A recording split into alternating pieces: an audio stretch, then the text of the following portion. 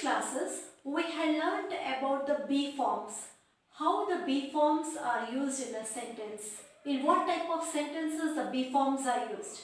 Now let us understand in detail how the be forms are used in a sentence, that is the structure of the be forms. Today let us start with the present tense. In the present tense, the be forms are is, am, are. We have three be forms in the present tense: is, am and are. And let me tell you, these be forms can act as a main verb in a sentence, or it can also act as a helping verb in a sentence. It can act as a main verb in a sentence, or it can also act as a helping verb in a sentence.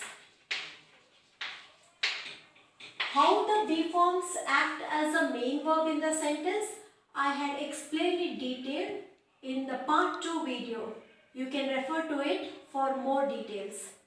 Today, before that, we shall just see the structure of the be form when it is used as a main verb.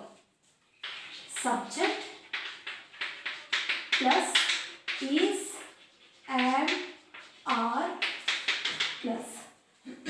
So the structure of the be forms in the main verb will be subject plus is, am, are. Then again you can close it with an object.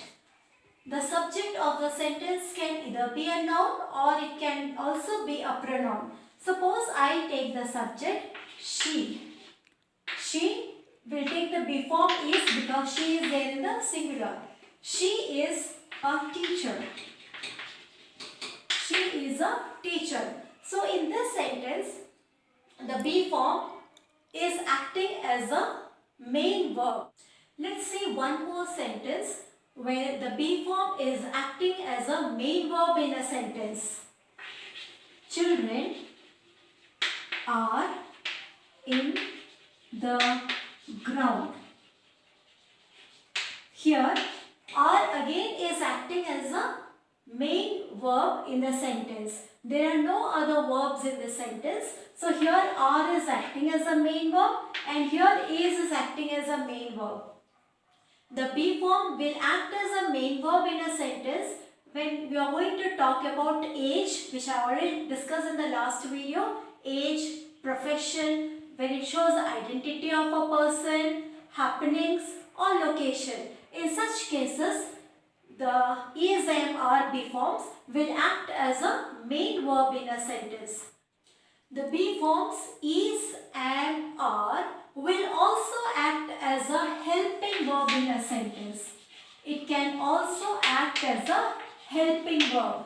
In this case, the structure will be subject plus is, am, are plus verb plus ing. So it will be subject plus is, am, are plus verb plus ing. This will be when the be forms are acting as a helping verb in a sentence. When I say verb plus ing, we can also take in a short V4. That is, the verbs can be divided into 4. The present, the past, past participle and the present participle. Based on the tense, we can divide the verbs into 4. In the present, the past participle and the present participle. For example, when I take the verb go, that is in the present. When you talk about the verb go in the past, we convert to went. In the past participle, it will be gone. And in the present participle, it will be going. That is, go plus ing will be going. Suppose if I take another verb see, the past of see is saw, seen, seen. So based on tense, the verbs are divided into 4. That is the present, in the past participle and the present participle. In short, we can also name it as V1, V2, V3 and before. So when the be forms are acting as a helping verb, the structure will be subject plus is am are plus verb plus ing, which is equal to V4. Come, let's understand how the be forms are acting as a helping verb in a sentence. Starting with subject plus is am are depends upon the subject. You are going to choose the be form. If the subject is there in the singular, take is. If the subject is there in the plural, take are. And if the subject is I, we can make use of am. Then comes verb plus ing. Any verb we can take, and along with that we are going to add ing. It will give you verb plus ing. Suppose I take here Priya is, because it's a single unit, I have taken is. Now I have to take verb. So I have taken the verb play. Is it okay? No, because Priya is play is a wrong, incorrect sentence. So it should be verb plus ing. So verb plus ing is equal to playing. So how you say? Priya is playing tennis.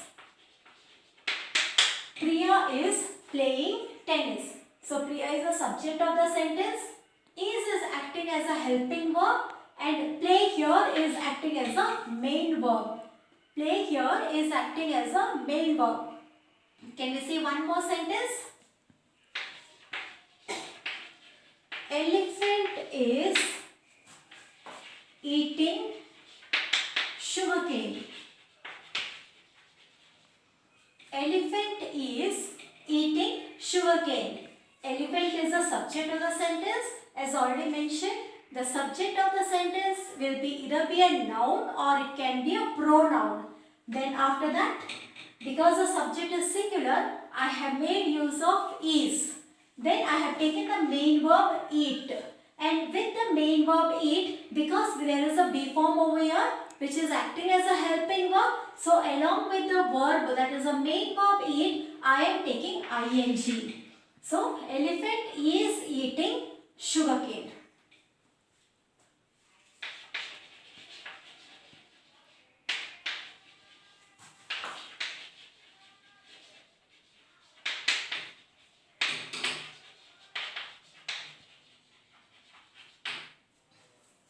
Children are shouting in the ground.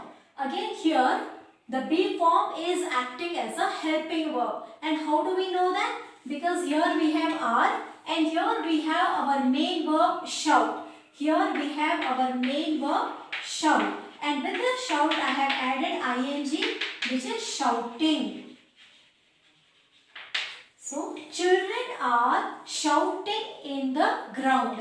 So are here is acting as a helping verb, whereas shout is a main verb of the sentence. In all these sentences, you can see that the be forms are acting as a helping verb. And how do we come to know? After the be forms, we have the main verbs that are following. And with this main verb, we have to add ing. So be form plus verb plus ing. So that is the structure of the be forms when it is acting as a helping verb in a sentence. The structure is subject plus is am are plus verb plus ing. I hope the explanation for the be forms, whether acting as a main verb in a sentence or whether it is acting as a helping verb in a sentence, is clear with you. I shall meet you with more such videos. Till then, keep practicing.